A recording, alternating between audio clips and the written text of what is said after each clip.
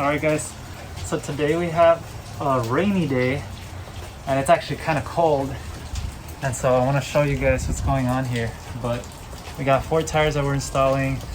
I actually have this poncho that I could wear, but I feel I look a little ridiculous.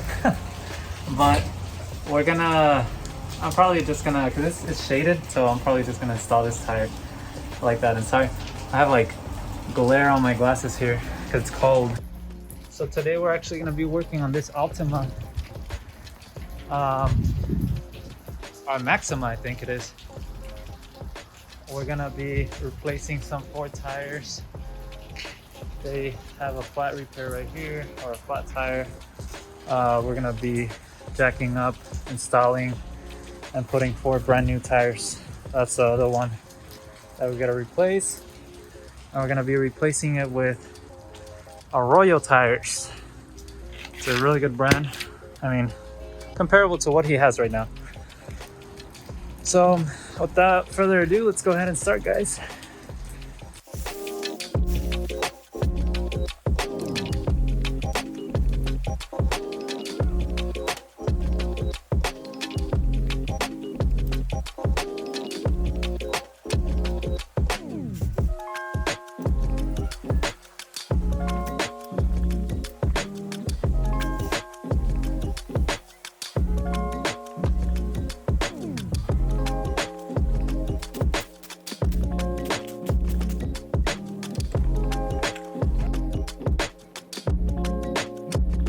So normally I just go over onto what I'm doing on the car and then I just get it done. Maybe I show you when I'm balancing it or maybe when I'm changing the tire. But in this video, I'm actually going to go a little more in depth. So it might be a little bit longer video. But again, for those of you who are interested in knowing what happens, I'm going to go and kind of notate and tell you guys what I do in every kind of step of the way.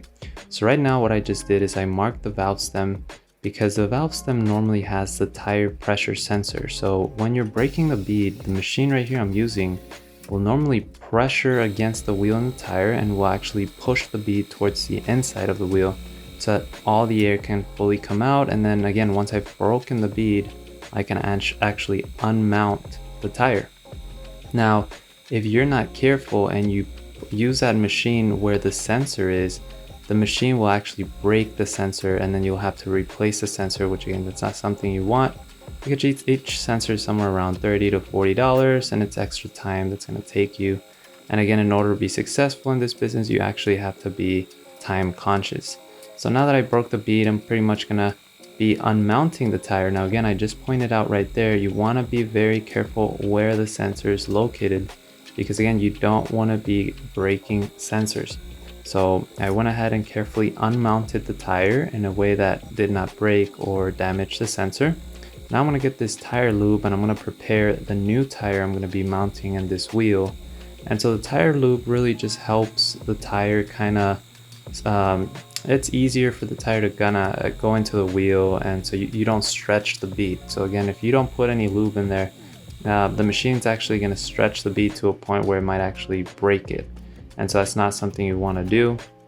Now again, once we are ready to mount the tire for the first time, something you do want to be careful is if the tire has a direction. So I had to switch it right there because the tire does have a direction. And then right there you guys could see the actual sensor.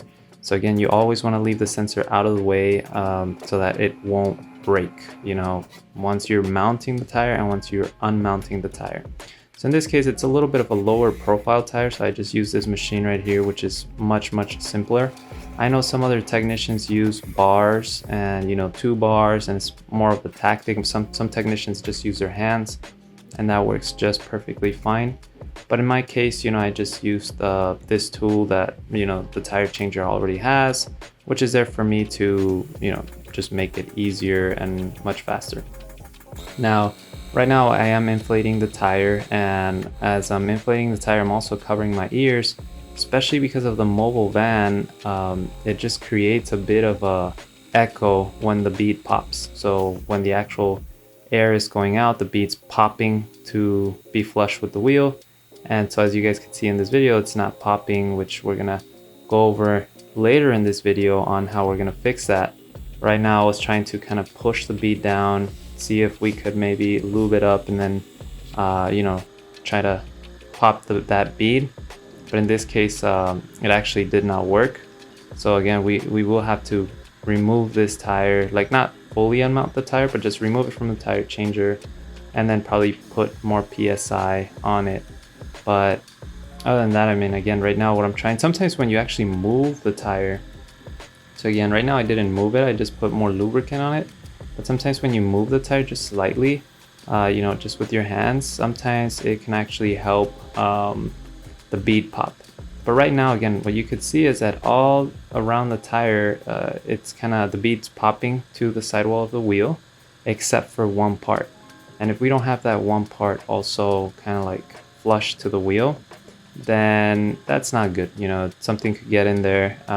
The tire itself could lose air pressure. And so we need to make sure that that bead is fully sealed. Alright guys, so you're actually in for a treat because all 4 tires that I was trying to seal the bead, it's called, they actually, as you guys can see, all of them are not seating very well. So what I'm gonna do is I'm gonna show you guys in a bit what's gonna be my strategy to, I guess, seal the beads in a, I think it's a dangerous way, I mean, but I don't have any other options than to do it this way. So let's go ahead and start. So the logic behind it, guys, is that I'm trying to inflate the tires with air. But when you do that, for some reason, there's a part of the tire that's not sealing. As you can see, this one's actually about to seal. This one still has air, but as you can see, it's not sealed enough. Not like, it's not flush with the wheel. And these don't have any more air because I took them out, but this is the area where you can see the other areas is sealing and then this is not sealing. So these tires right here, the maximum amount of pressure, I believe, is like 60 PSI, which is the pressure that you could have in the tire before. Supposedly it's like safe or something. Unfortunately, I'm gonna have to put probably 80 to 90 PSI to force that seat to pop. And then I'm gonna be applying extra lubricant here. And then I'm gonna be using the van as a cage to protect myself in the worst case scenario that the tire were to explode. I'm not that like harmed or anything. Now, I know people sometimes still, you know, just inflate it from here and they're not afraid to just inflate the tire. However, I'm not that brave and I'd rather be safe than sorry. So with that being said, let's go ahead and start. So funny story, guys, actually, as I was preparing everything, this one I just showed you guys not too long ago, the seed finally sealed.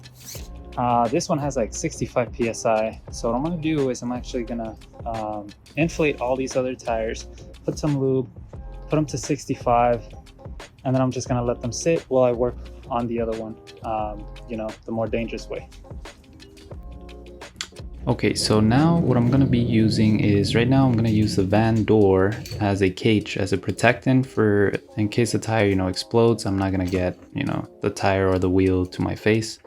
I'd probably still, you know, break my hand or something because I have my hand like really close to the wheel, but in this case it's very unlikely. So right now I'm inflating the tire and you guys are gonna hear the pop.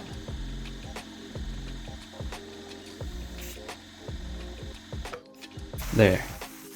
So again, pretty much very simple pop, not really loud because we were inside the van, but if I would have had this pop inside the van, that would really hurt my ears because it's a pretty loud, high-pitched pop.